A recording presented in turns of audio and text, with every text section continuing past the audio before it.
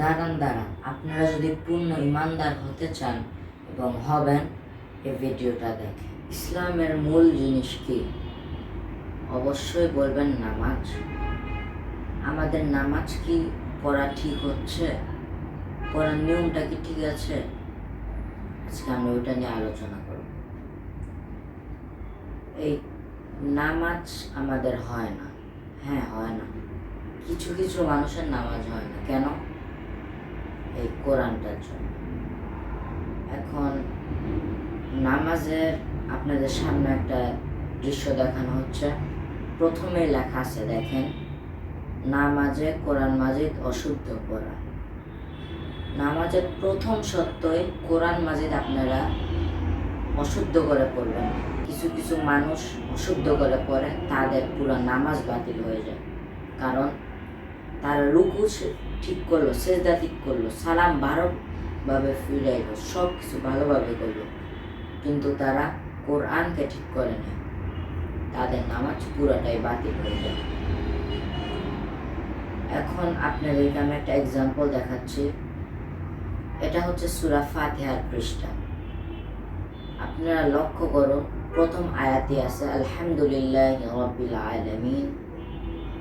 এটার অর্থ হলো সমস্ত প্রশংসা আল্লাহ তাআলার উপর, যিনি আমাদের জগৎ সমূহের রব। আমি যেটা বলছি ওইটা আলহামদু, হ্যাঁ, এটা হচ্ছে একটা হ্যাঁ, লম্বা হা, বড় হা। আরেকটা হা আছে, এই হা, গোল হা।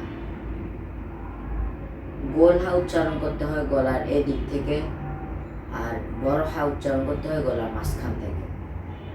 মাখরাজ জানতে হবে।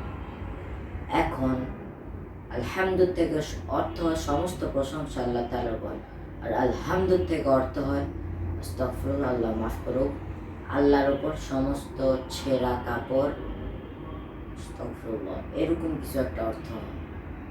তাহলে বুঝেন, কোরআনকে একটা হরফ আপনি অশুদ্ধ করলেন, তাহলে কোরআনের কত বড় একটা অর্থ হয়ে গেল, খারাপ একটা অর্থ হয়ে গেল।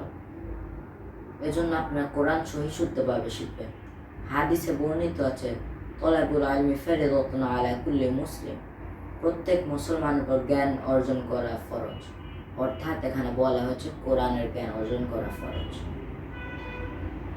এখন কিছু কিছু মানুষ আছেন এরকম ভাবে পড়েন, আপনার সংশোধন হন, আলহামদুলিল্লাহি রাব্বিল আলামিন বলা শিখুন, ঠিকভাবে উচ্চারণ করা শিখুন, তাহলে ইনশাআল্লাহ আপনাদের নামাজ হবে।